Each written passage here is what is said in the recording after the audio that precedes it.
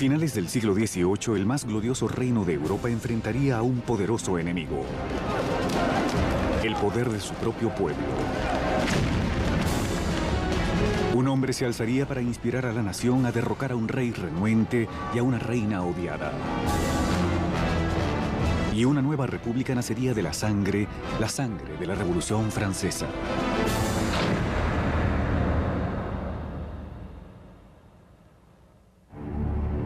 ...1794...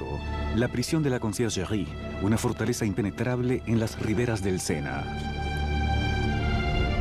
Húmeda e infestada de ratas, se le conocía como la antesala de la muerte. Adentro, la voz de la joven nación está a punto de ser silenciada. Mientras cortan su cabello y desnudan su cuello para la cuchilla de la guillotina, Maximiliano Robespierre se prepara para pagar el precio por el cataclismo que ha generado: la explosión de eventos que se convirtieron en la Revolución Francesa. La Revolución Francesa fue ese momento extraordinario cuando el pueblo comenzó a creer que podía realmente rehacer todo en la sociedad, que no solo podían cambiar las políticas y las instituciones, sino la propia naturaleza humana mediante la acción política. La Revolución Francesa realmente constituye la encrucijada del mundo moderno, donde todo comenzó a cambiar de rumbo. La revolución hizo que el mundo feudal le volviera la espalda a la tradición aristocrática y trazara un nuevo y violento curso hacia el futuro.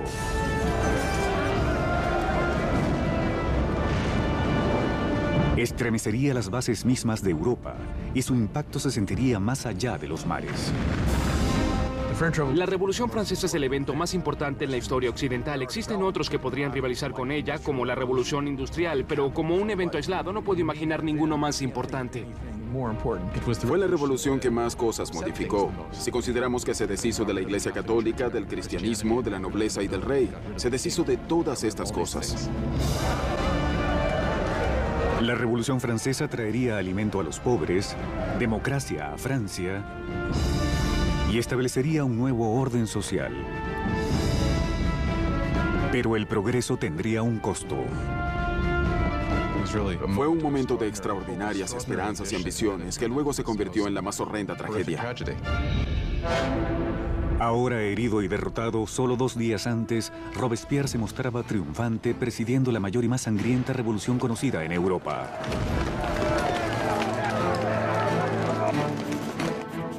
Era tan fiel a sus ideales que fue llamado el Incorruptible. Y era tan poderoso que la menor de sus declaraciones podía causar terror en toda una ciudad. Al ser un maestro orador, las palabras de Robespierre eran sus armas. Ahora, silenciado por una bala en la mandíbula, espera el mismo fin rápido y brutal que les ocasionó a tantos otros. La revolución está a punto de aniquilar a uno de los suyos.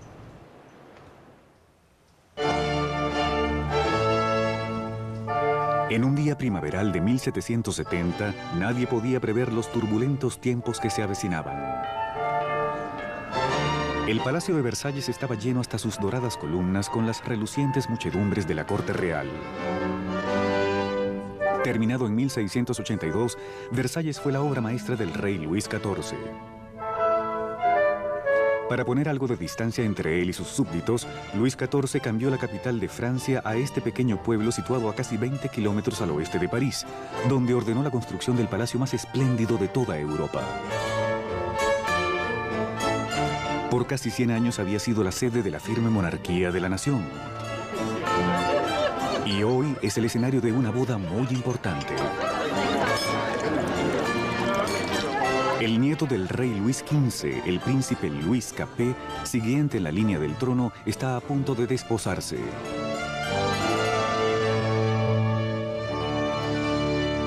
Con solo 15 años en el día de su boda, Luis Capet se muestra tímido y vacilante, y con pocas de las características esperadas de un futuro rey, y menos aún de un esposo. Luis era un adolescente regordete, tímido y dolorosamente inadecuado, sin ninguna habilidad social. La amante de Luis XV, Madame du Barry, lo llamaba un joven gordo y malnacido. Era simplemente un pelmazo. A Luis XVI le era muy difícil tomar decisiones. Las evadía todo el tiempo. Siempre era dado a ser persuadido por la última persona que le hablase. Esas no eran consideradas cualidades propias de un líder. El matrimonio de Luis fue una unión política entre la familia real de Austria, los Habsburgo, y su propia familia, los Borbones. La boda simbolizaba el final de una vieja rivalidad y el inicio de nuevos lazos regionales. La joven novia llegaba a Francia, una linda joven de 14 años de grandes ojos. María Antonieta. María Antonieta era una archiduquesa de Austria. Era la hija menor de la emperatriz María Teresa.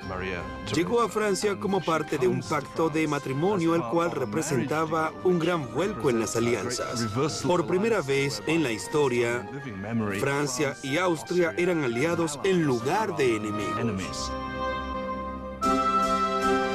María Antonieta llega a Francia como un símbolo político, pero siendo una adolescente tenía poco interés en tales asuntos. Cuando María Antonieta llegó a Versalles era muy joven. No sabía mucho del país al que llegaba. No conocía sus costumbres ni la corte. Ciertamente era una niña obstinada y vivaz, pero aún así era una niña. Cuando María Antonieta llega a Versalles es solo una adolescente. Es rubia, con ojos azules. Es hermosa. Le gusta atraer a las personas y llega con la intención de ganarse a su esposo y a su nueva familia.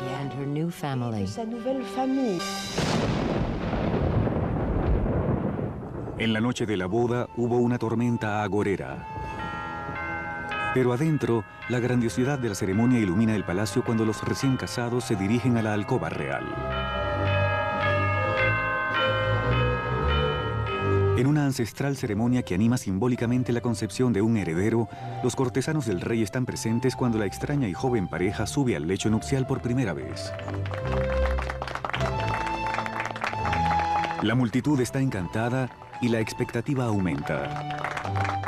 Pero cuando se corren las cortinas se hace evidente que no será fácil la concepción de un heredero. Luis no estaba interesado en reinar y tampoco estaba particularmente interesado en amar, así que no le prestó atención a las primeras noches e incluso después. Pasarían muchos años para que el matrimonio finalmente se consumase. La falta de un heredero pronto levantaría rumores por todo el reino que perseguirían a la pareja por años. La gran gala de la boda continuó por días enteros, pero fuera de las puertas del Palacio de Versalles había pocas razones para celebrar. Años de mala gestión por parte de la monarquía habían dejado al pueblo de Francia lleno de hambre y necesidades.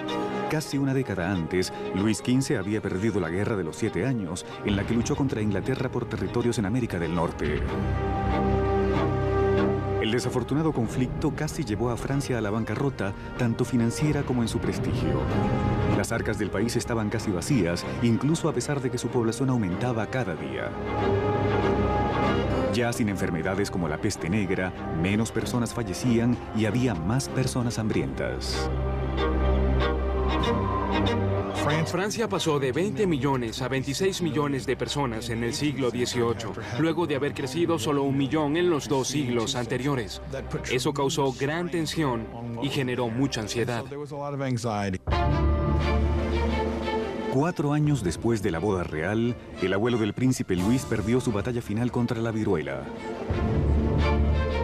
Luis XV muere siendo un rey vencido y poco popular y deja atrás un país al borde del caos.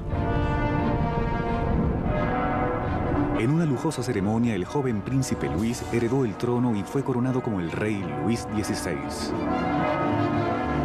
A pesar de haber insistido en tener una grandiosa coronación, Luis sabe que está terriblemente mal preparado para el cargo. En el momento en que muere su abuelo y se hace evidente de pronto que él es el rey, Luis XVI no sabe qué hacer. Siente como si el mundo le cayese encima. A pesar de haber sido educado para convertirse en rey, siente que no está listo para eso. Para Para un reino en crisis, Luis XVI era la peor opción posible. El rey de 20 años rezaba: «Protégenos, Señor, porque reinamos muy jóvenes». Acomodados en los aposentos reales de Versalles, Luis y María Antonieta comienzan su nueva y prometedora vida como jóvenes monarcas. Mientras tanto, a solo 20 kilómetros en París, otra nueva era florece. Una era que está en curso de colisión con la propia monarquía. Es una era peligrosa de nuevas ideas, la era de la Ilustración.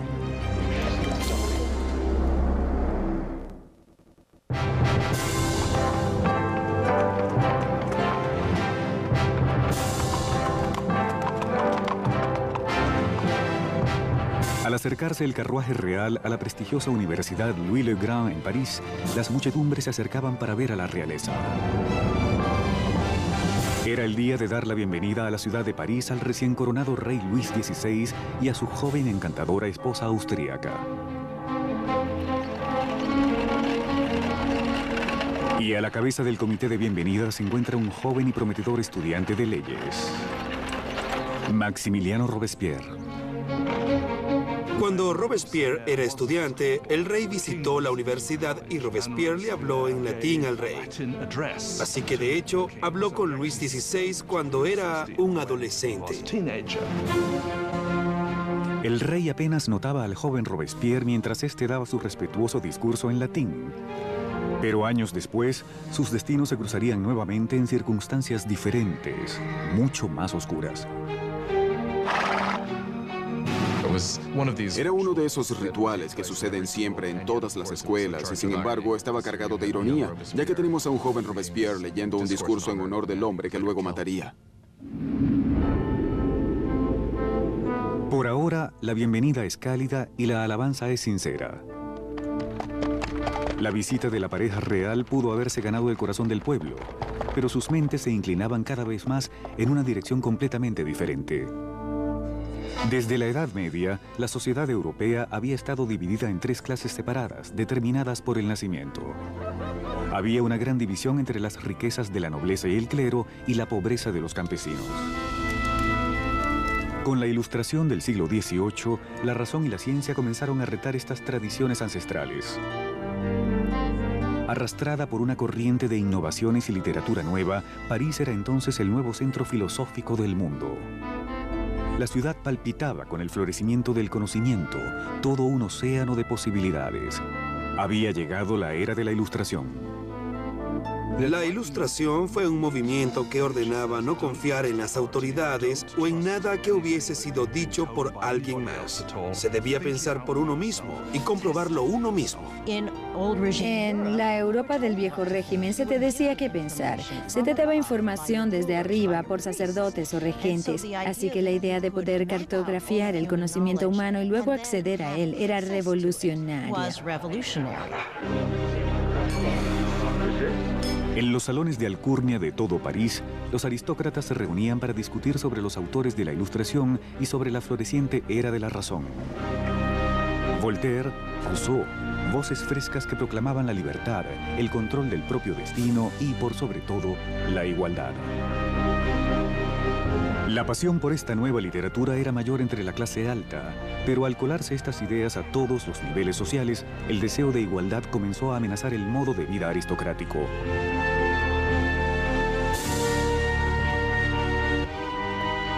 Lo realmente peligroso era que con el tiempo se cuestionaría la razón de que los aristócratas fuesen privilegiados.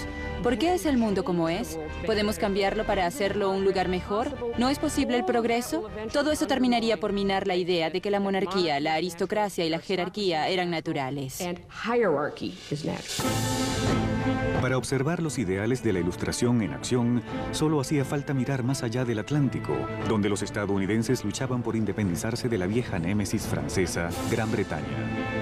El joven rey Luis quería vengar las derrotas de su abuelo y vio su oportunidad en la Guerra de Independencia de Estados Unidos. Luis aportó un total de 2.000 millones de libras a la causa, suficientes para alimentar y guarecer a 7 millones de franceses por un año. Esa inversión marcaría el inicio del colapso financiero de Francia. Estados Unidos causó la bancarrota de Francia, ya que la deuda que adquirió la monarquía francesa para luchar en la guerra de independencia estadounidense resultó ser crucial en la situación financiera de esta monarquía, pues no podían pagarla. Mientras Luis enviaba dinero y tropas a través del Atlántico, María Antonieta se ocupaba de contraer sus propias deudas. La vida en Versalles era una interminable rutina de formalidades y rituales arcaicos. Había ceremonias para despertar al rey y a la reina, para vestirse, cenar e ir a la cama. Para no aburrirse entre todos estos rituales, María Antonieta aumentaba una colección de piezas de moda cada vez más extravagantes. María estaba obsesionada con la moda, en especial esos peinados de torre de casi 1 metro de alto que tomaban horas en realizarse y que adornaban con toda clase de frutas y objetos. Para muchas personas, estas costumbres eran obscenas y representaban todo lo que había de malo en ella, en Versalles y en aquella cultura. María Antonieta se entretenía con las habladurías de la corte, con juegos de azar y organizando obras de teatro. Al acumularse sus gastos, se ganó el apodo de Madame Déficit. A María Antonieta la apodaron Madame Déficit, ya que el país estaba en caos económico y ella continuaba gastando en vestidos, zapatos y joyas como si nada pasara. Era la Imelda Marcos de su tiempo. De todas las deudas que contrajo María Antonieta, la mayor era la que tenía con su país, un heredero al trono. En 7 años de matrimonio, Luis y María no habían tenido hijos. María Antonieta se encontraba en una posición cada vez más humillante.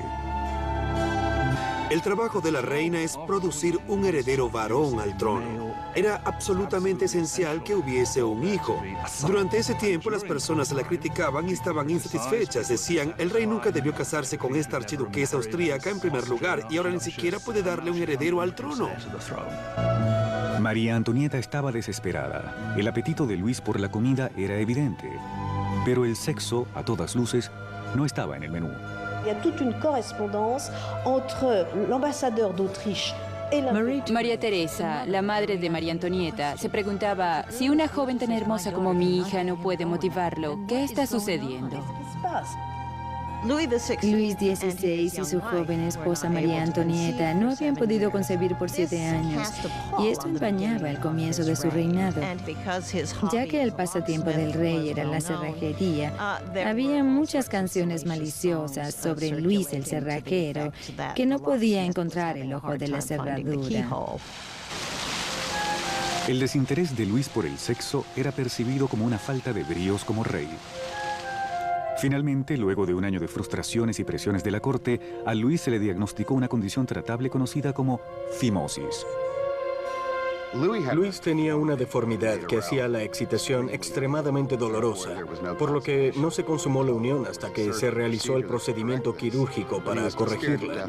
Pero le tenía terror al procedimiento, por lo que tomó años convencerlo. Cuando finalmente lo hizo, listo. Luego de una simple cirugía, la pareja pudo tener a su primera hija, María Teresa. Pero el daño que sufrió la imagen de María Antonieta durante años no podía borrarse fácilmente. Desde comienzos de la década de 1780 habían circulado libelos por todo el país con sátiras pornográficas del rey y la reina. Panfletos obscenos hacían burla de la impotencia de Luis y presentaban a María Antonieta como una ramera en una corte libertina y decadente. La imagen de la monarquía en el pueblo se deterioraba debido al empeoramiento de la situación en el campo. Una serie de malas cosechas y la desregulación habían elevado el precio de la harina, generando una escasez del propio corazón de la dieta francesa, el pan. Pero las privaciones naturalmente acababan en las puertas de Versalles. Mientras la pareja real continuaba viviendo extravagantemente, las quejas quedaban en el papel. Una queja fue llevada directamente a la corte real. ¿Sabe por qué hay tanta gente necesitada? Porque su lujuriosa existencia devora en un día el sustento de 1000 hombres. ¿El hombre tras esta queja? El mismo joven que solo pocos años antes alabó al rey y a la reina luego de su coronación. Maximiliano Robespierre. Con él, el pueblo pronto ganaría una voz que pedía libertad, igualdad y revolución.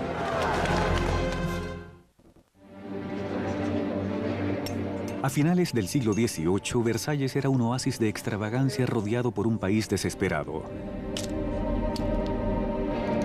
Y con un rey indeciso al timón, Francia ponía rumbo hacia el desastre. Luego de 19 años de matrimonio, Luis había engendrado 4 hijos, pero permanecía impotente como rey. En un intento por demostrar liderazgo, Luis aplicó una serie de reformas financieras. Pero sus cerradas prácticas cargaron a los pobres con pesados impuestos, mientras la nobleza casi no pagaba nada. Con la economía en ruinas y el pueblo cada vez más agitado, parecía que incluso los cielos estaban molestos. Francia sufrió el más crudo invierno en 90 años. Si alguna vez Dios intervino para empeorar una situación, fue en el verano de 1788 y la primavera de 1789. En el verano de 1788 ya existía una efervescente crisis política que tenía como base una seria escasez de alimentos. Para el pueblo francés del siglo XVIII, la harina era la esencia misma de la vida. El pan, la medida de la existencia. La mayoría de las personas comunes en Francia comían al menos 1 kilogramo de pan al día. El pan era muy importante y su precio era sentido por todos. Si el precio se duplicaba, estabas en problemas. Con los malos manejos financieros de Luis, el costo de la harina se disparó. Los escasos alimentos eran almacenados. El precio de una hogaza de pan pronto alcanzó el salario de un mes. El hambre se tornó en rabia. Estallaron disturbios en toda Francia. Robaban los hogares. Las panaderías eran saqueadas y los panaderos sospechosos de acaparar el pan eran linchados en el sitio.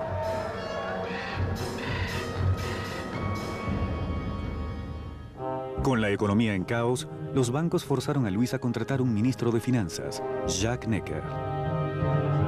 Siendo un pensador ilustrado, Necker era popular con el pueblo de una forma que Luis solo podía envidiar.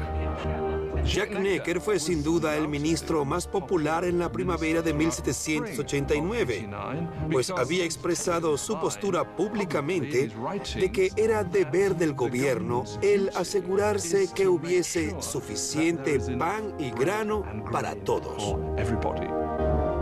Con el país en crisis fiscal, Necker presionó a Luis para convocar una reunión del tradicional cuerpo representativo del reino, los Estados Generales. Era la primera vez que los representantes eran convocados en 175 años. Francia estaba organizada políticamente en algo llamado los 3 estados. El primer estado era el clero, el segundo era la nobleza y el tercer estado eran todos los demás. Según cálculos actuales, los 2 primeros estados ocupaban 3% de la población y el tercer estado el 97% restante.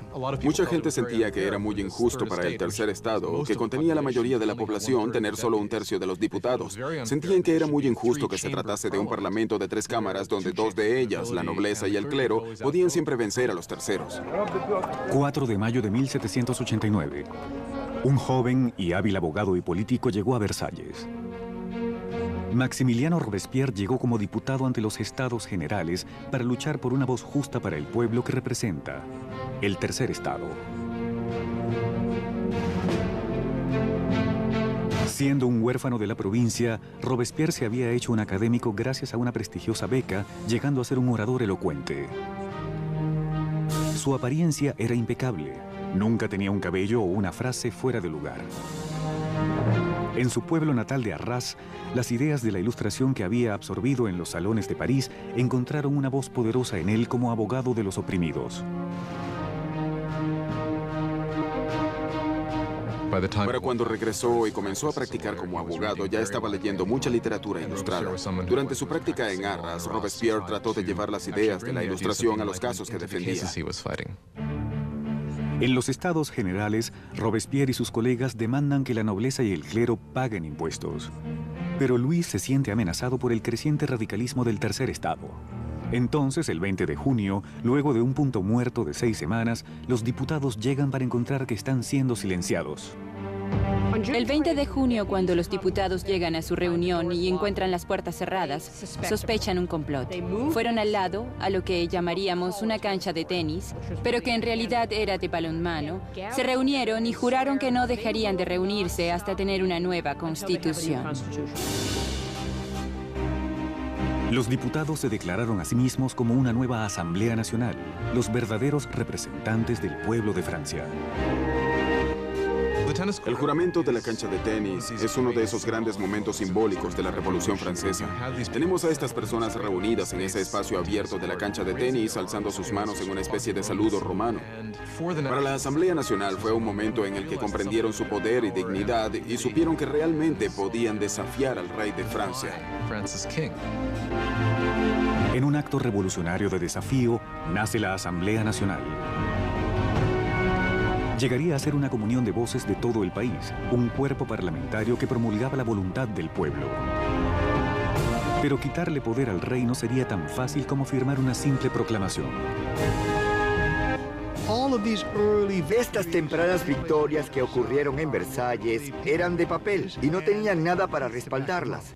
El temor que se apoderó de los diputados en Versalles a medida que se acercaba julio era que el rey ordenara a sus fuerzas dispersarlos y luego derrocarlos. A comienzos de julio, 30.000 tropas reales tomaron posiciones alrededor de París. Para defenderse, el pueblo formó una nueva Guardia Nacional.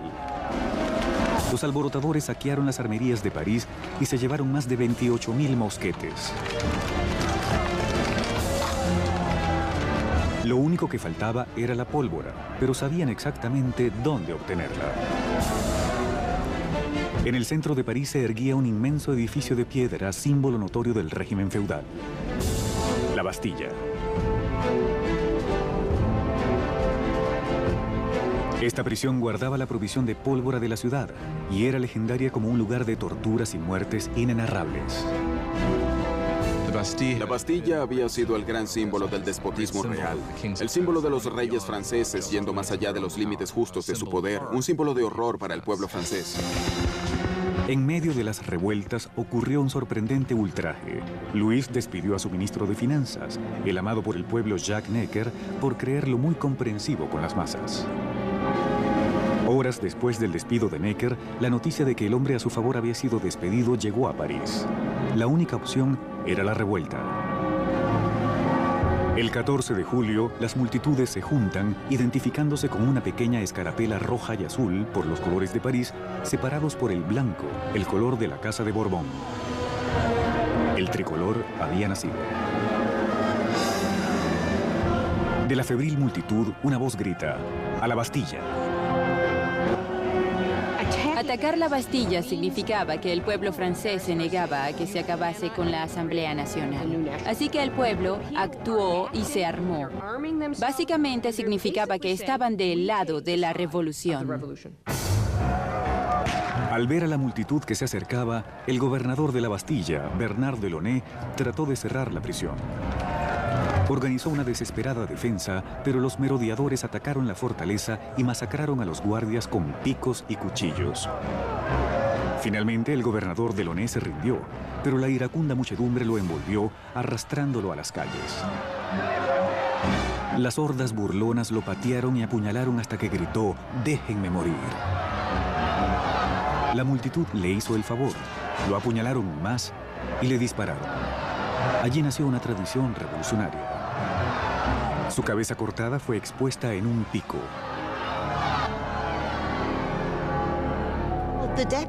Los diputados de la Asamblea Nacional no condenaron de inmediato estos actos de violencia. De hecho, los aceptaron. Y fue esta aceptación de la violencia popular lo que, en opinión de algunos, creó un patrón que tendría consecuencias catastróficas para el desarrollo de la revolución. Con el humo aún sobre la Bastilla, Luis XVI regresaba de un viaje de cacería. En su diario, bajo la fecha julio 14, 1789, escribió: nada. Una referencia a su fallida cacería. Un ayudante lo interrumpió y le dio la noticia de las revueltas y la caída de la Bastilla. Luis XVI pregunta: ¿es una revuelta? No, señor, contesta. Es una revolución.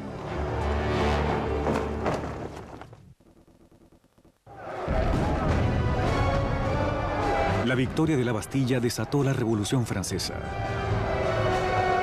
El pueblo había desafiado a su rey y había ganado. Ya no habría retorno. Como símbolo de la derrota de la tiranía del feudalismo, el pueblo, hombres, mujeres y niños, minó y destruyó la Bastilla con sus propias manos, ladrillo a ladrillo. Comenzaron a desmantelar el pasado. Los franceses comenzaron el proceso de derribar la Bastilla tan aprisa como pudieron. Al carecer de explosivos potentes, esto se hizo muy arduamente, pero con un enorme vigor.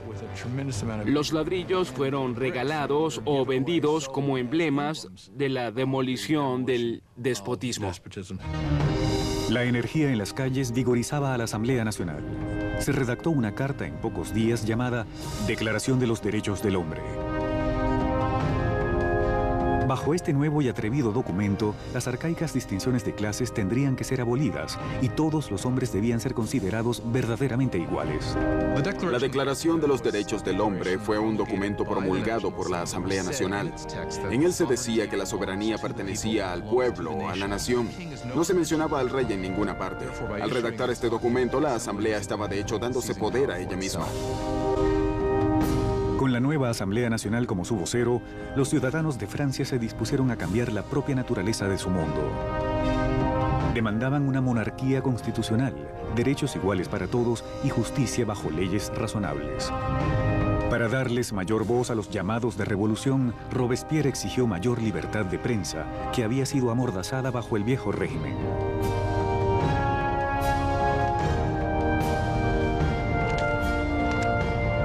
La resultante prensa libre fue registrada bajo el título de L'Ami du Peuple, o El Amigo del Pueblo.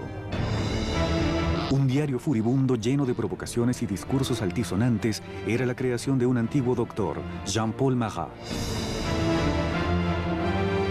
Luego de una serie de carreras poco exitosas, Marat se hallaba viviendo en la pobreza, encontrando a veces refugio en las cloacas de París. Fue allí donde contrajo una dolorosa enfermedad de la piel que lo confinaba a tomar largos baños medicinales. El amargado y fracasado Marat encontró en la revolución una oportunidad perfecta para dejar salir su veneno. Jean-Paul Marat era solo uno más de los profesionales descontentos y desafortunadamente las revoluciones le ofrecen oportunidad a estos sujetos. Marat tomó todo su resentimiento y lo canalizó en un diario que llegó a ser extraordinariamente exitoso, L'Ami du Peuple. Marat era un hombre poseído por una rabia extraordinaria. Basta con leer algunas páginas de su diario, El Amigo del Pueblo, para darse cuenta. En cada edición mostraba una mentalidad totalmente paranoica, veía complots por todas partes. Todos conspiraban contra la revolución. La respuesta era muy simple para él, sangre. La respuesta eran cabezas. Marat aborrecía la extravagancia inexorable de la monarquía en medio de la pobreza que oprimía a Francia. Solo necesitaba el menor rumor para atacar al rey y a la reina en su diario. El 2 de octubre de 1789, su rabia estalló.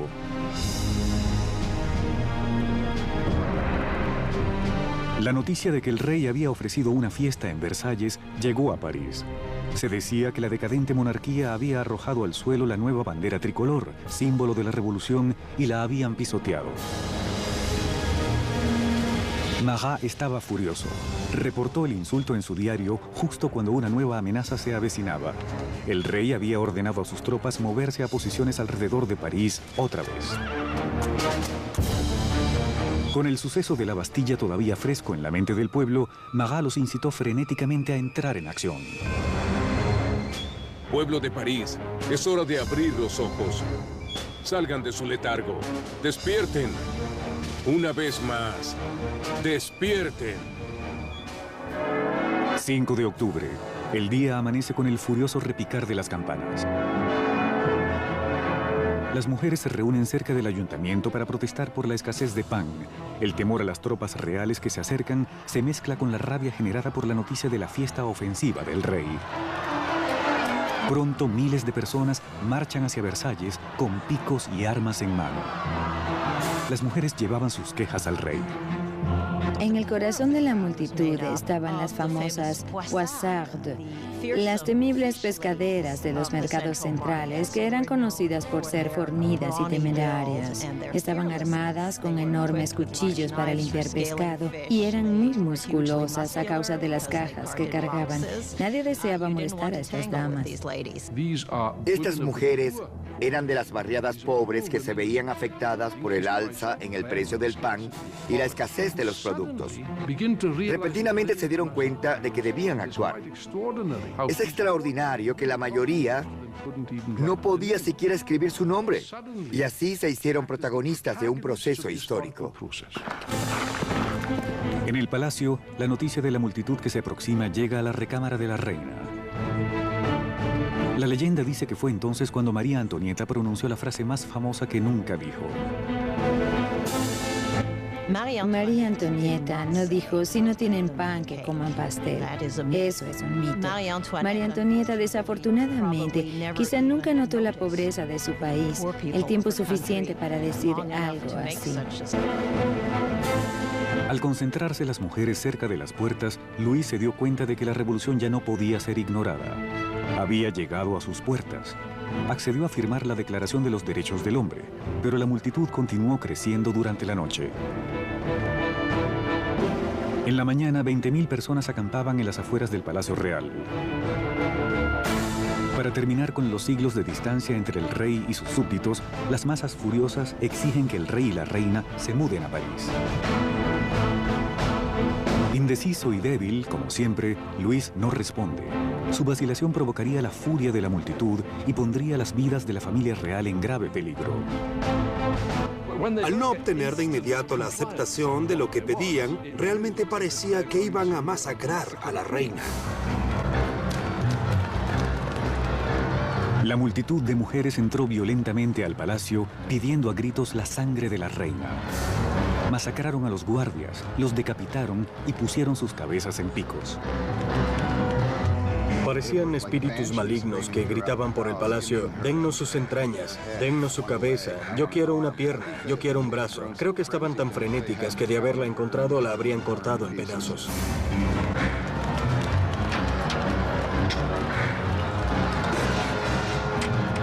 Aterrada por su vida, María Antonieta escapa a los aposentos de Luis solo momentos antes de que las mujeres entraran a su recámara y destrozaran su cama. El rey y la reina estaban ahora a merced de la multitud, y lo que ésta quería era un poco de atención de su rey. La única manera de tranquilizar a las mujeres era que la familia real accediese a mudarse a París. Creían que una vez que las autoridades estuvieran en París, podrían forzarlos a hacer lo que el pueblo de París quisiera. 60.000 personas salieron marchando de Versalles, llevando carretas y vagones rebosados con harina del almacén real. El carruaje real fue escoltado hasta París.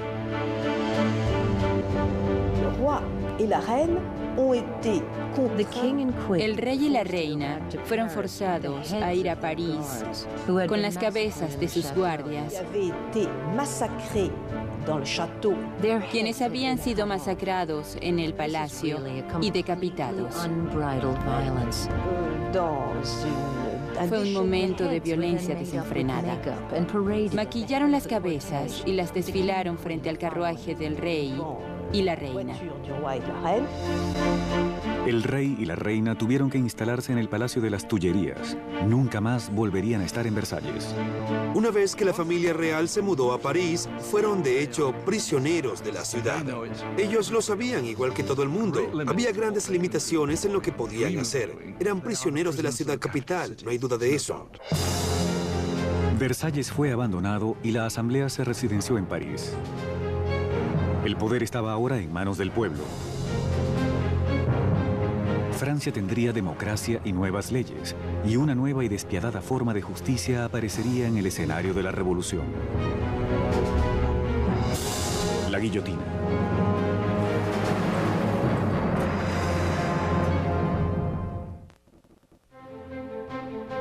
Mayo de 1791. Habían pasado casi 2 años desde que la familia real y la Asamblea Nacional se mudaron a París. Robespierre hablaba a menudo en la Asamblea y en el Club Jacobino, una sociedad de debates bautizada por su lugar de reunión, un viejo monasterio de monjes jacobinos. Ahora la palabra era el corazón mismo de la revolución, y Robespierre hablaba con una entereza moral infalible. Su norte real era siempre el pueblo. Pronto se gana el apodo de El Incorruptible. Francia es ahora una monarquía constitucional. El rey es forzado a compartir el poder con los revolucionarios de la Asamblea, pero parece que su cuota disminuye cada día, siendo forzado a firmar una tras otra leyes que reducían su propio poder y el de otro sector del feudalismo, la Iglesia Católica. Luis decide que ha llegado la hora de abandonar los confines de la nueva república y montar una campaña para reclamar su reino. Para 1791, Luis había decidido que debía retomar el control de su país. Sabía que solo podría lograrlo con la ayuda de un ejército extranjero, así que su idea era escapar del Palacio de las Tullerías y dirigirse a la frontera más cercana. 21 de junio de 1791, el rey y la reina se disfrazan de sirvientes y, protegidos por la oscuridad, se escabullen del ojo vigilante de París. Realizan un intento mal planeado de escape. Era pasada la medianoche cuando la familia real llegó al pequeño pueblo de Varennes, 160 kilómetros al este de París. Se encontraban cerca de la frontera de Austria, con la seguridad a pocos kilómetros de ellos. Pero su intento de ser libres no llegaría más lejos.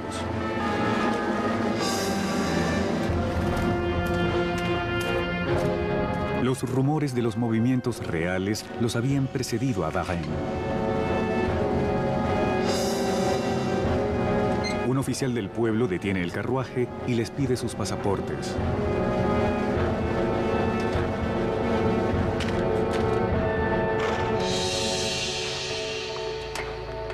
Las sospechas del oficial son confirmadas. Era la firma del propio rey. El pueblerino está sobrecogido ante la vista de su rey. Pero los guardias revolucionarios cercanos no muestran ninguna reverencia por la familia real en fuga. Esperaba que las personas lo reconocieran y que habría una rebelión en su favor. Pero para su sorpresa y horror, no estaban impresionados al reconocerlo. Lo veían como alguien que escapaba y simplemente lo arrestaron y devolvieron a París. La idea de que el monarca había tratado de abandonar a su pueblo fue psicológicamente catastrófica. Esto realmente cortó los lazos entre Luis y sus súbditos. Ahora no solo tenían un rey superfluo, sino que obviamente también era un traidor. Al convertirse la familia real oficialmente en enemigos de la revolución, el poder pasó de Luis, ahora un rey prisionero, a los revolucionarios de la Asamblea. En el centro del gobierno revolucionario estaba Robespierre. Destacaba en el podio, siempre pidiendo libertad, igualdad y fraternidad. Exigía el sufragio universal y el fin de la esclavitud en las Indias francesas occidentales, pero más fervorosamente hablaba en contra de la pena de muerte. En la nueva era de la Ilustración, Robespierre deseaba desechar todos los restos del pasado medieval. Europa había heredado de la Edad Media un macabro repertorio de métodos de ejecución. Muertes crueles y tortuosas por descuartizamiento, la horca, ahogamiento e incineración en la hoguera. Durante el viejo régimen hubo toda una variedad de espantosos castigos. La decapitación estaba reservada a la nobleza y una de las cosas que la revolución quiso desde el principio fue hacer a todos iguales en la muerte. Simbólicamente querían el mismo castigo para todos. A pesar de la oposición de Robespierre, una nueva máquina de la muerte se convierte en el foco de atención en París. Joseph Finias Guillotin, un médico e inventor, ideó una nueva máquina de decapitación, convirtiendo la vieja decapitación en una experiencia humanitaria. El doctor Guillotin describe su nuevo aparato a la asamblea. El mecanismo cae como un trueno. Y la cabeza vuela, la sangre brota. Y el hombre ya no existe. Siempre a favor del derramamiento de sangre, el periodista Marat imprime un entusiasta discurso en su diario anunciando el nombre del nuevo aparato: la guillotina. Pronto se ganaría el apodo de la cuchilla nacional. Los revolucionarios franceses creían en los valores humanos. Creían que no debía causarse sufrimiento innecesario. Y lo que les atraía de la guillotina era su rapidez. Además, era eficiente. Y hasta donde podemos saber, ya que nadie ha regresado para contarlo, era indolora. La guillotina silenciaría a los enemigos internos de la revolución, cualquier sospechoso de conspirar para regresar al rey a su trono. Pero eran los enemigos que rodeaban a Francia los que más le preocupaban a la asamblea. Existía el creciente temor de que parientes de la familia real que habían escapado a Austria lanzarían una contrarrevolución armada. La asamblea decide hacer un ataque preventivo, una declaración de guerra a Austria. Pero Robespierre se opuso. Robespierre era una de las voces solitarias que se oponían a la guerra por pensar que el enemigo la ganaría. Temía que el país no estuviese listo, que no contase con un ejército capaz de derrotar al enemigo y que el enemigo, por lo tanto, podría invadir y destruir la revolución. Robespierre perdió el debate. En abril de 1792, la Asamblea le declaró la guerra a Austria, un país regido por la familia de María Antonieta. Crecía el fervor nacional. Si Austria derrotaba al ejército revolucionario, Luis sin duda reclamaría su trono. Y se sospechaba que María Antonieta ayudaba al enemigo al mantener correspondencia con sus familiares en Austria, revelando los movimientos de las tropas francesas con cada trazo de su pluma. Mientras tanto, el rey y la reina fingen adherencia a la revolución. Luis y María Antonieta jugaban un doble juego. Parecían estar muchas veces con la revolución. Al mismo tiempo estaban conspirando contra ella. Trataban de sobrevivir. Si queremos ser generosos, eran sobrevivientes, pero si lo vemos desde el lado revolucionario, eran mentirosos.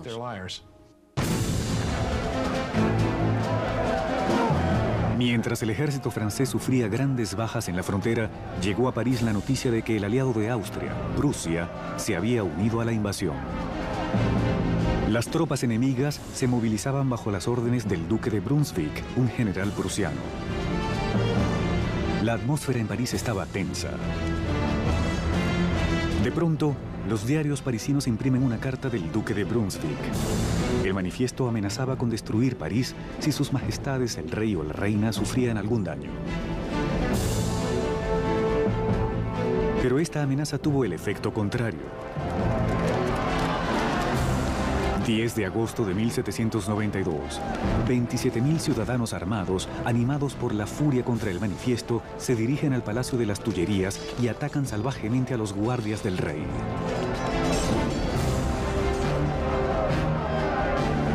Al final del día, hay más de 800 víctimas en ambos bandos. El rey buscó su seguridad en la asamblea, pero la monarquía estaba acabada. A Luis se le quita oficialmente su título. La República Francesa había nacido. La cuchilla de la guillotina fue bautizada con la sangre de los últimos guardias de Luis.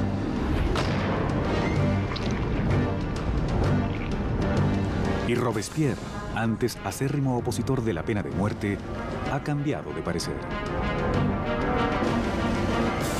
El nacimiento de la República solo podía comenzar con la muerte de un rey.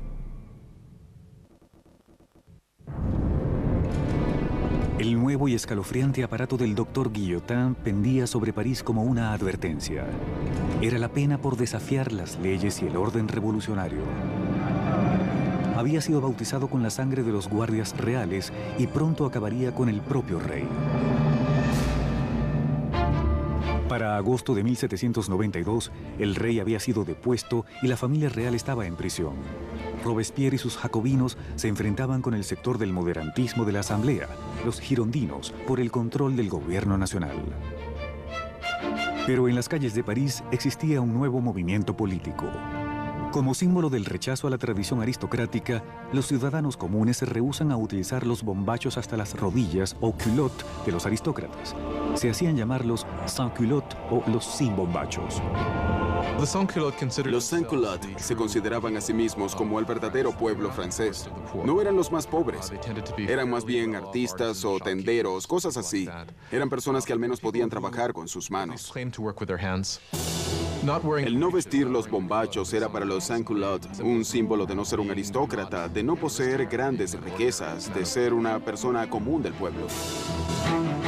Los sans-culottes tomaron el control del gobierno de la ciudad de París, mientras los jacobinos y los girondinos conducían al país desde la Asamblea Nacional, ahora llamada la Convención. La Convención intentaba comandar el asediado ejército francés que rápidamente perdía terreno ante Austria y Prusia. Mientras luchaba contra los enemigos en la frontera, el gobierno revolucionario también se enfrentaba a los enemigos internos.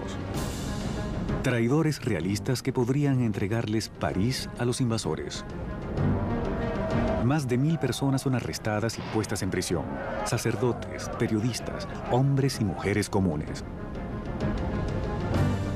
Robespierre se concentraba en la crisis interna, pero su amigo, el ministro de Justicia, Georges Danton, motivaba a jóvenes y viejos a unirse a la guerra en la frontera.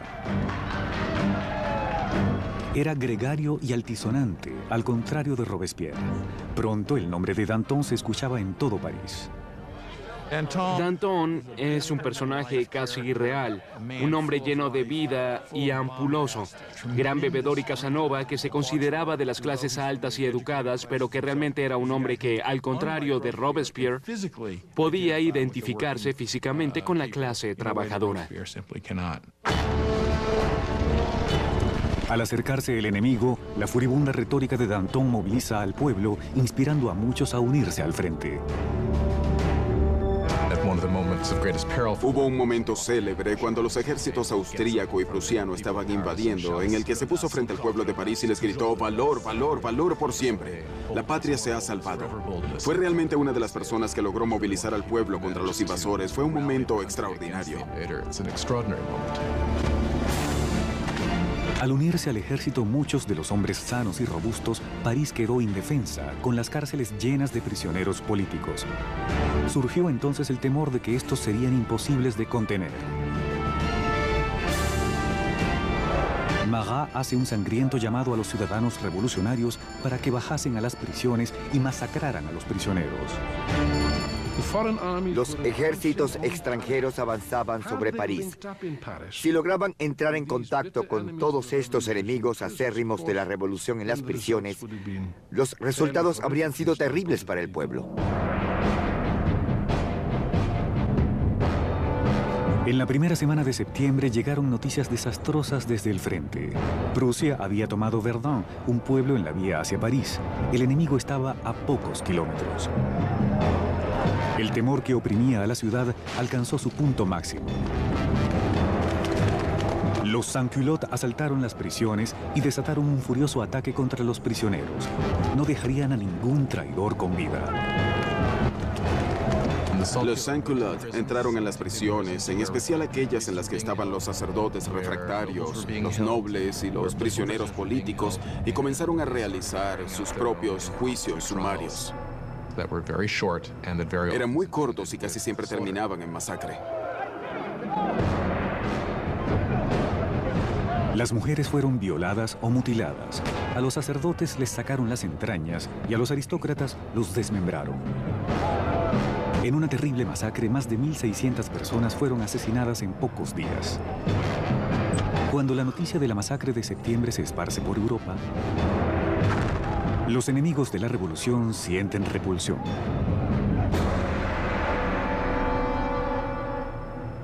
Más allá del Canal de la Mancha, el London Times daba la repugnante noticia. ¿Son estos los derechos del hombre? ¿Es esta la libertad de la naturaleza humana? Las bestias cuadrúpedas más salvajes del África inexplorada son superiores a los animales bípedos de París. La revolución se había desviado definitivamente. Incluso Robespierre se daba cuenta de que las cosas habían llegado demasiado lejos, de que el pueblo no podía manejar las cosas por sí mismo. Necesitaban ser guiados, una mano de hierro. Mediante el poder de sus palabras, el incorruptible se alzó como el hombre capaz de guiar la revolución.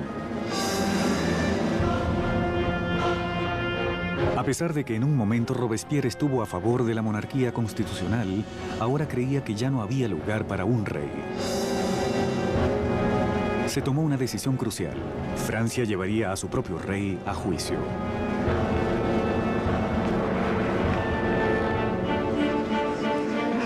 El veredicto ya estaba decidido, así que el único debate fue por el castigo. El ala del moderantismo, los girondinos, piden perdonarle la vida, lo que los aísla dentro de la convención. Los girondinos se cristalizaron como la facción en la convención que debatía sobre el rey, ya que si bien deseaban una república, no estaban tan seguros de que el rey tuviese que morir. Pero los girondinos son sobrepasados por los jacobinos, quienes pedían sangre. ¿Por qué deseaban los jacobinos la muerte del rey? Creo que querían matarlo, ya que, como dijo brillantemente Robespierre, hay que matar al rey para que la revolución pueda vivir. Si el rey tiene razón, entonces la revolución se equivoca. En todos los sistemas que han existido, solo ha habido una pena para la traición y esa es la muerte. Así que, de ser el rey culpable de traicionar a su país en tiempo de guerra, entonces el argumento era que debía sufrir la muerte de un traidor. El 20 de enero de 1793, Luis XVI es declarado culpable. Se leyó la sentencia. El rey debía morir.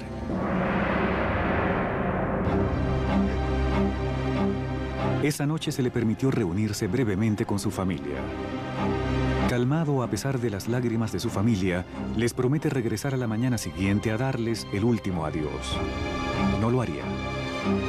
No podía soportar la angustia de su familia y no podía debilitarse en su camino a la guillotina.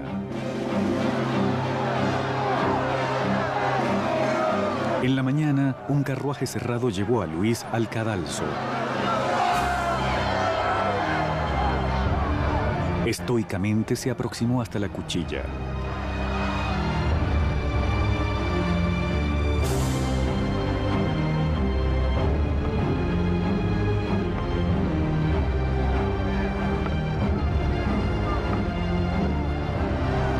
Intentó dar un discurso. Confío que mi muerte será por la felicidad de mi pueblo, pero lloro por Francia y temo que pueda sufrir la ira del Señor. Pero los guardias ahogaron su discurso con los tambores.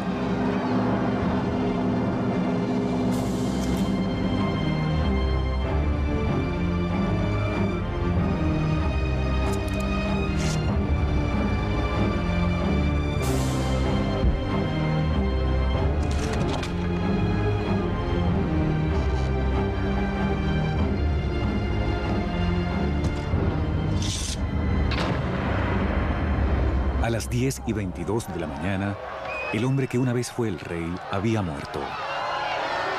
En la prisión, María Antonieta escuchó el disparo de los cañones anunciando la muerte de su esposo y se sumió en la desesperación.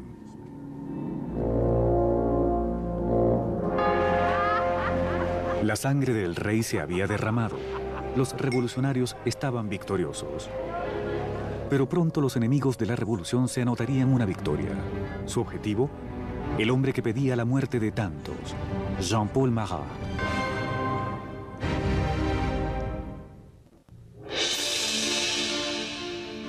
La ejecución del rey Luis XVI constituyó la mayor victoria para los revolucionarios. Un momento de cambio cuando una joven nación, la República Francesa, nacía de la sangre. Para finales de 1792, los radicales jacobinos, creyendo que la joven revolución estaba en peligro de ser saboteada por los traidores, comenzaron a utilizar métodos cada vez más violentos. Pero los girondinos, representando al pueblo campesino de Francia, deseaban frenar la creciente violencia por temor a que condujese a una guerra civil.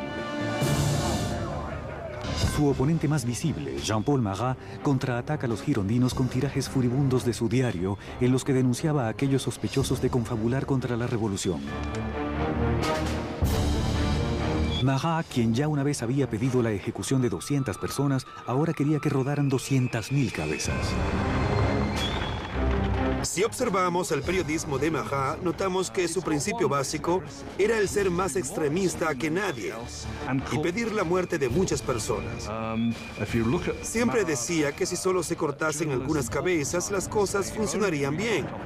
Y si no funcionaban, con cortar algunas cabezas más lo harían. Repentinamente, las personas de París comenzaron a masacrarse unas a otras y Marat fue el primero en reclamar el crédito por eso. Pero el movimiento radical no se había afianzado en todas partes. Las personas fuera de París estaban furiosas por la creciente brutalidad de los jacobinos y piden que termine el baño de sangre. Ese mensaje llegó a oídos de la encantadora Charlotte Corday, una joven y determinada mujer de las provincias. Charlotte Corday era una persona común de la ciudad de Caen. Estaba horrorizada por los asesinatos que se cometían y, quizá con razón, consideraba a Marat uno de los autores de todo eso, ya que había sido un instrumento del lado radical de la revolución. El amigo del pueblo aún pedía cabezas. 13 de julio de 1793. Charlotte Corday llega a París. Sabía que el amigo del pueblo tenía una política de puertas abiertas en su casa, donde se le podía encontrar casi a cualquier hora sumergido en su baño medicinal. Corday llegó diciendo que tenía una lista de traidores, personas que colaboraban con los ejércitos extranjeros para acabar con la revolución. Marat le pide la lista y le promete a Corday que los traidores serán guillotinados al día siguiente. Luego de dársela, sacó un pequeño cuchillo y lo apuñaló en el pecho.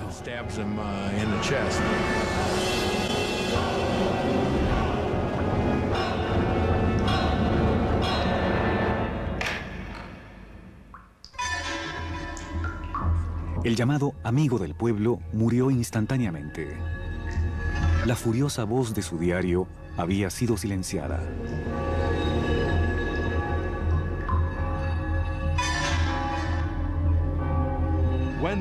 Cuando la revolución se tornó sanguinaria, era muy fácil decir que era culpa de Marat. Eso afirmaban aquellos que lo odiaban o temían. Y es una de las razones por las que Charlotte Corday lo asesinó en 1793, ya que lo hacía responsable de muchas de las atrocidades más sangrientas que habían ocurrido allí. Corday no intentó escapar. Durante su juicio no se mostró arrepentida.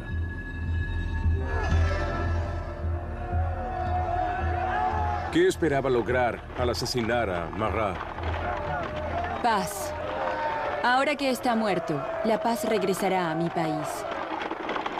Charlotte Corday fue ejecutada rápidamente y su sueño de paz murió con ella. Había matado a Marat el hombre, pero había creado a Marat la leyenda. Su muerte fue ilustrada por el pintor revolucionario Jacques-Louis David. Se convirtió en un mártir, casi en una figura religiosa. Había personas que le ofrecían oraciones, cosas como Corazón de Jesús, Corazón de Marat. Hubo una escena durante su funeral donde la bañera en la que fue asesinado fue colocada en el altar, casi como si fuera un crucifijo. Si observa la pintura de la muerte de Marat hecha por David, se ve claramente que el cuerpo de Marat está cubierto de la misma manera que el de Cristo en las representaciones clásicas de la piedad y el descenso de la cruz. Así que obviamente se identificaba a Marat con Cristo. Marat representaba al nuevo tipo de Dios de la República Radical. Robespierre estaba celoso de la adoración que le brindaban a Marat, pero siempre pragmático, volcó su atención hacia los asuntos más urgentes. A pesar de que Marat había muerto, aún había otros que deseaban sangre. Sangre real. La Conciergerie, la oscura antesala de la muerte.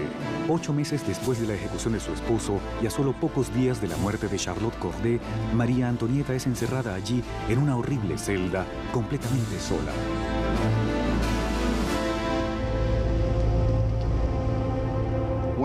Una de las peores cosas que le sucedió a María Antonieta después de la ejecución de Luis fue que les arrebataran a sus hijos.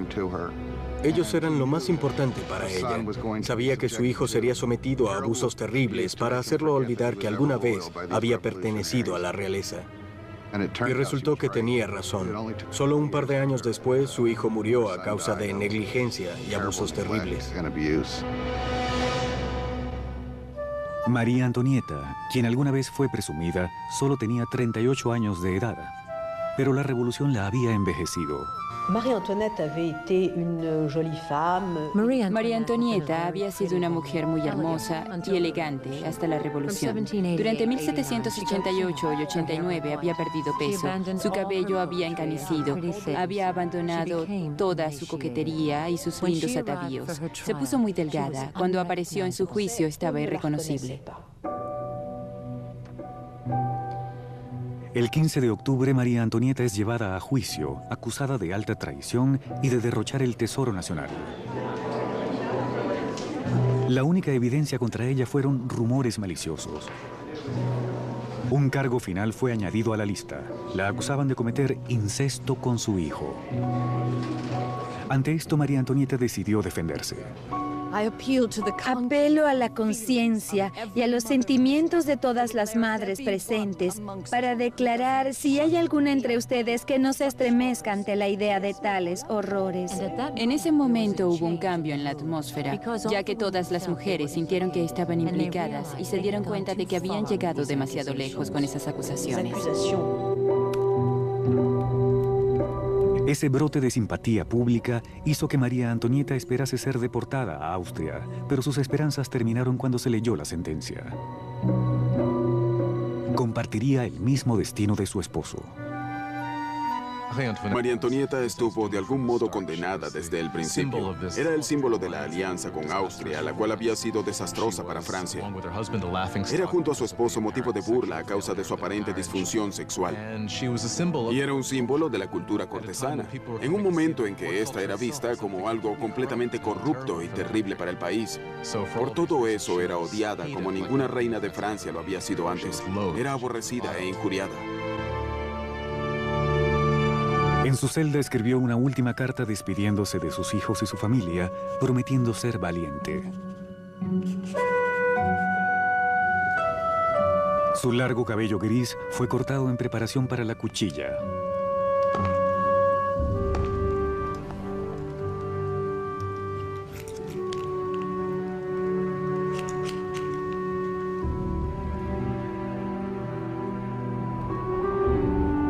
Sus manos estaban fuertemente atadas. Esperaba ver un carruaje para ser escoltada fuera de la prisión, pero en su lugar encontró una carreta para criminales comunes. Cuando fue llevada para su ejecución, esperaba tener el mismo trato que el rey, que estaría en un carruaje cerrado para que la multitud no pudiese atacarla. Pero la colocaron en una carreta abierta, donde la gente podía gritarle toda clase de cosas horribles y amenazas terribles.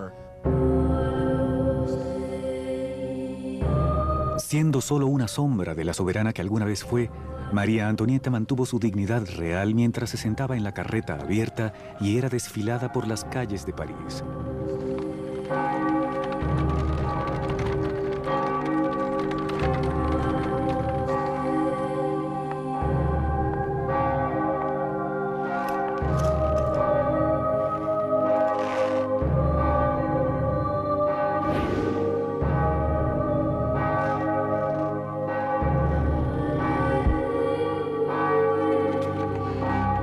nombre y los cargos contra ella fueron leídos.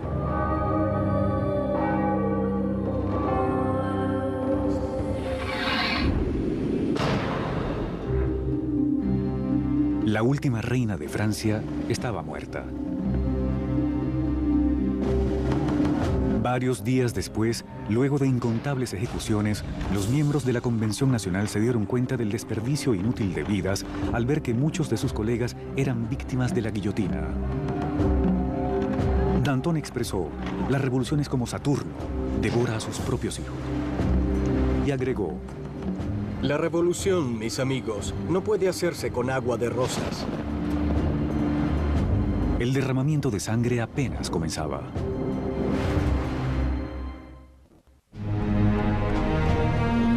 Septiembre de 1793. A 4 años de la revolución, Francia estaba siendo destrozada. Había insurrecciones violentas en las provincias y enormes pérdidas en la vacilante guerra contra Europa. En una avasallante victoria, la Armada británica tomó la ciudad porteña de Toulon. Europa estaba devorando las fronteras francesas. Francia era el país más extenso de Europa Occidental y el que poseía mayor población.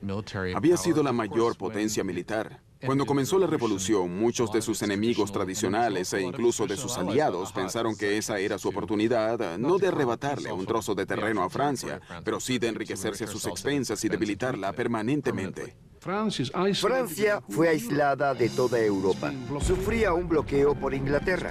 Era atacada e invadida por Austria y Prusia. El pueblo de París estaba sumido en el temor de que la victoria de la contrarrevolución condujese a un baño de sangre.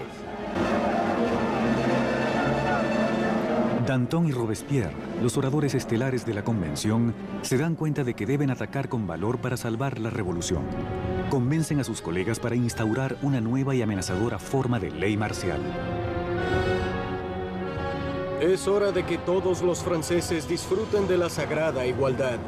Es tiempo de imponer esta igualdad mediante actos de justicia contra los traidores y conspiradores. Hagamos del terror la orden del día.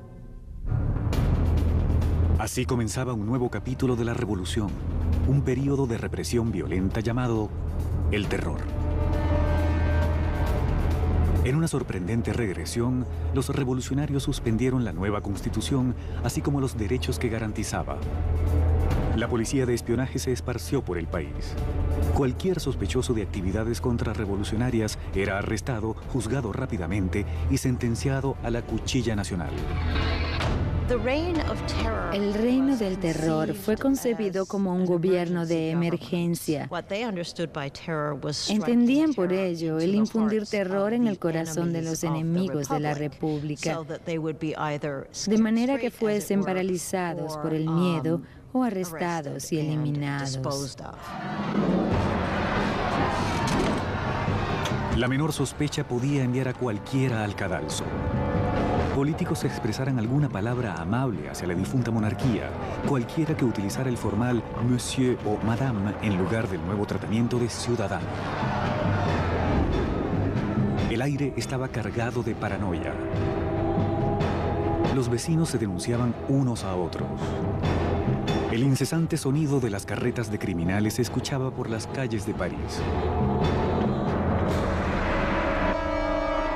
La ejecución estaba en las cabezas de todo el mundo, ya que sabían que en París había policías espías por todas partes. Se colocaban en las filas para el pan, escuchando lo que las mujeres decían y denunciándolas si no les gustaba lo que oían. Podían entregar a una persona no solo por quejarse del precio del pan, sino por no ser lo suficientemente entusiasta sobre el rumbo que estaban tomando las cosas y los éxitos de la revolución. Así que casi cualquier comentario podía meterlos en problemas. La convención organizó un tribunal revolucionario que realizaba juicios y ejecuciones con despiadada eficiencia. Para consolidar su poder, formaron un consejo de 12 hombres llamado Comité de Seguridad Pública. Al final, el poder debía delegarse en un grupo más pequeño, y ese grupo fue el Comité para la Seguridad Pública. Fue un grupo de 12 personas que realmente gobernaron Francia como una dictadura colectiva. La maestría oratoria y visión revolucionaria de Robespierre pronto lo convirtieron en la temible voz guía del comité. Y esa voz pedía más sangre.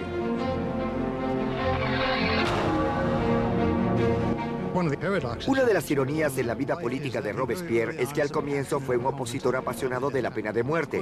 Eso pesó contra él después, cuando se hizo un apasionado defensor del terror y la guillotina.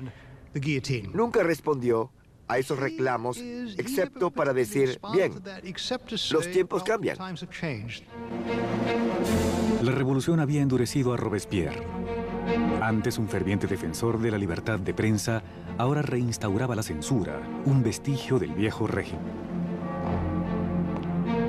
Con la Iglesia ya bajo ataque, no se opuso a la propuesta hecha por uno de los revolucionarios más radicales, Jacques-René Hébert, quien propuso un nuevo programa, la descristianización. Cuando la crisis de la guerra y las rebeliones internas alcanzaron su apogeo, la gente comenzó a pensar que la raíz de todos los problemas eran los sacerdotes y la religión, y que lo que debían hacer para resguardarse de los enemigos de la revolución era destruir el poder de la Iglesia católica. La religión solo es superstición y fanatismo, así que todo cuanto debían hacer era deshacerse de todo eso por completo. Las calles que tuviesen la palabra santo fueron renombradas. Los íconos religiosos fueron destruidos y reemplazados con tributos al nuevo santo, Marat. La iglesia llegó a ser vista como el enemigo por los revolucionarios radicales. Se despojó de sus altares en las iglesias y catedrales. Rompieron las ventanas, las estatuas fueron destruidas. Los bienes de la iglesia eran saqueados. Por supuesto que la opinión de Europa sobre esto era incluso peor que por la muerte del rey. Ni siquiera el calendario cristiano fue respetado. Los años no se numeraban ya a partir del nacimiento de Cristo, sino a partir de septiembre de 1792, el derrocamiento de la monarquía, que pasó a ser el año 1. Los meses se renombraron de acuerdo con las estaciones. Julio se convirtió en Termidor, abril en Floreal. Los meses se componían de 3 semanas de 10 días. El calendario revolucionario fue en realidad diseñado como un arma contra la cristiandad. Era claro que al tener una semana de 10 días, ya no habría domingos, por lo que la gente ya no sabría más qué día era el domingo. Eso era lo que esperaban. El terror se esparció por Francia. Las insurrecciones eran aplastadas con enorme crueldad. En la ciudad de Lyon, donde los contrarrevolucionarios ganaban terreno, el Comité de Seguridad Pública dio un ejemplo brutal. Cientos de rebeldes fueron atados, llevados a los campos y asesinados en masa.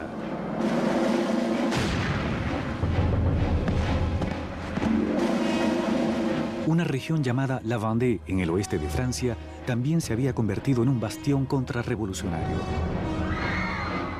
Los rebeldes y sacerdotes fueron atados y apilados en botes, los cuales fueron posteriormente hundidos sin piedad. Unas 100.000 personas fueron asesinadas solo en La Vendée. En París, la guillotina caía a un ritmo cada vez mayor.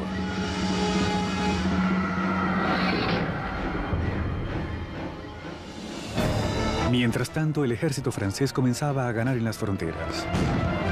Al mando de un joven y brillante comandante llamado Napoleón Bonaparte, el ejército francés obligó a la Armada Británica a realizar una retirada desmoralizadora en Toulon. La revolución estaba de nuevo en alza. Robespierre estaba en la cima del poder. Había acabado con los enemigos de la revolución y asegurado su éxito mediante el terror. Por un tiempo, el terror fue muy efectivo para consolidar al país y al gobierno y para luchar en lo que en realidad era una guerra en varios frentes, al norte y al este, contra enemigos extranjeros. También había una guerra civil en La Vendée y otra contra otros revolucionarios que se habían vuelto contra el gobierno de París. El terror había logrado su objetivo, pero no se detenía. Y no lo haría hasta devorar al propio hombre que lo había desatado, Maximiliano Robespierre.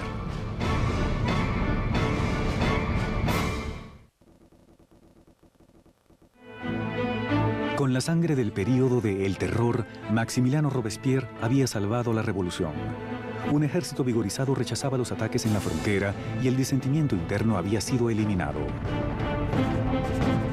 En la cima de su éxito, Robespierre soñaba ahora con una meta aún mayor: utilizar más terror para crear un nuevo tipo de sociedad, una república de virtud.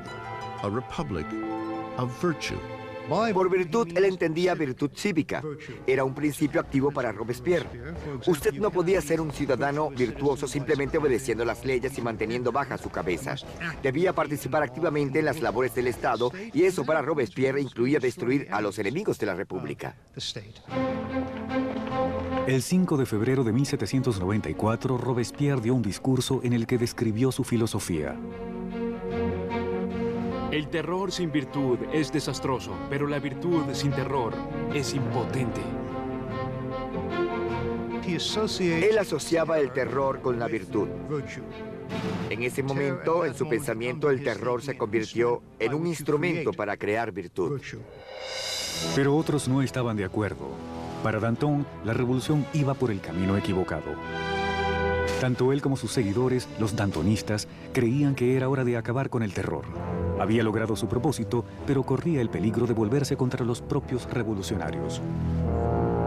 Para la primavera de 1794, las cosas comenzaron a mejorar. La situación de los alimentos ya no era tan crítica y la guerra iba mejor. Danton planteaba que era necesario crear nuevas bases para el gobierno. Debían tratar de normalizar las cosas. Robespierre creía que era muy pronto. Danton comenzaría entonces a organizar un grupo para discutir el tema del final del terror. Robespierre vería esto como una amenaza directa para el gobierno y no como una simple diferencia de opiniones sobre el rumbo de la política. Lo vería como una potencial traición. Y en la República de Virtud de Robespierre solo había una respuesta para la traición. Los dantonistas son apresados y rápidamente sentenciados a muerte. Robespierre había enviado a miles al cadalso, pero se sentía incómodo con la sangre de las ejecuciones. No asistiría a la decapitación de sus antiguos amigos y aliados. Al subir al cadalso, Danton gritó: Solo me arrepiento de irme antes que esa rata, Robespierre.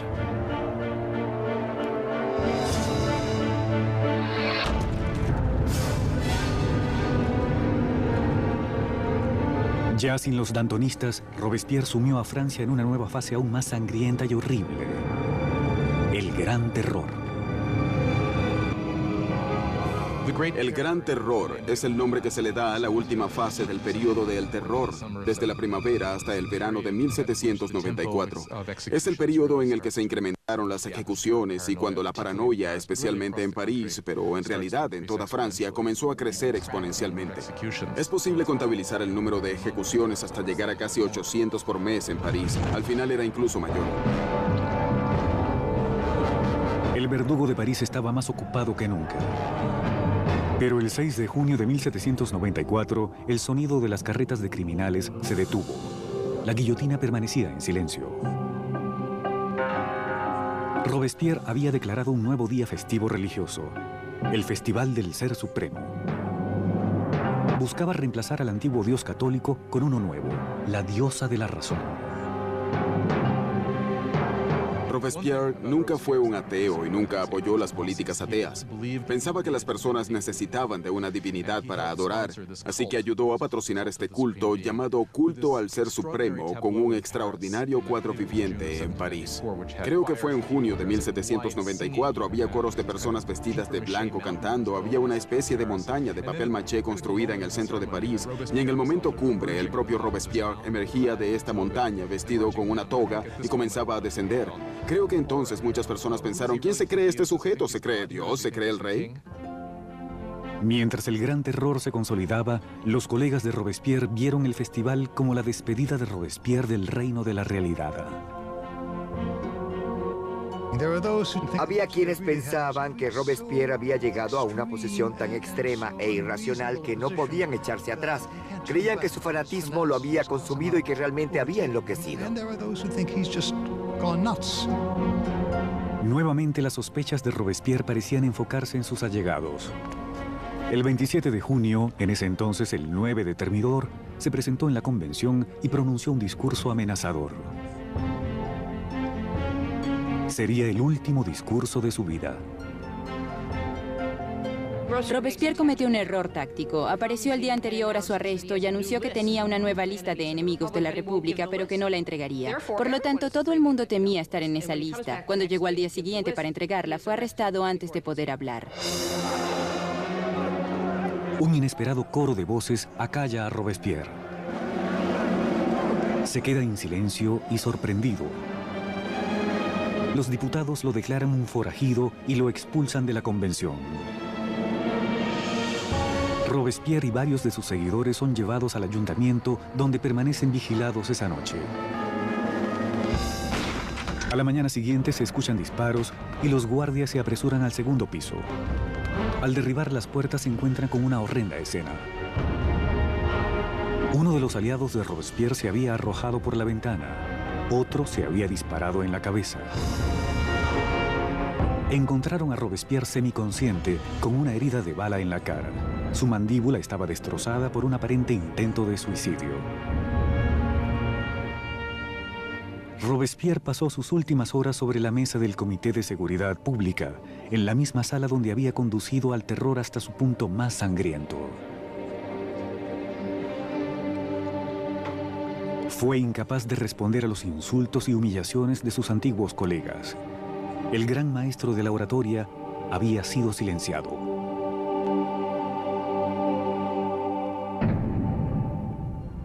En la conciergerie, donde lo había precedido la última reina de Francia, Robespierre es preparado para la cuchilla nacional. Su compañero de celda, el revolucionario Saint-Just, le señala una pintura de los derechos del hombre y le dice: al menos hicimos eso. Robespierre había encabezado la revolución y había cambiado el rostro de Francia. Había reorganizado la sociedad y había ideado un sistema tiránico y sangriento para asegurar su éxito. Pero estaba destinado a ser una de sus últimas víctimas.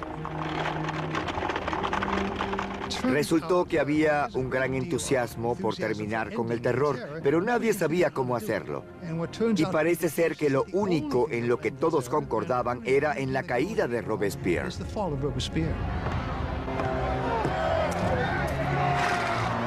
El 27 de julio de 1794, la guillotina cayó sobre el incorruptible. Y la última sangre de El Terror fue derramada. El terror murió con Robespierre, pero no la revolución.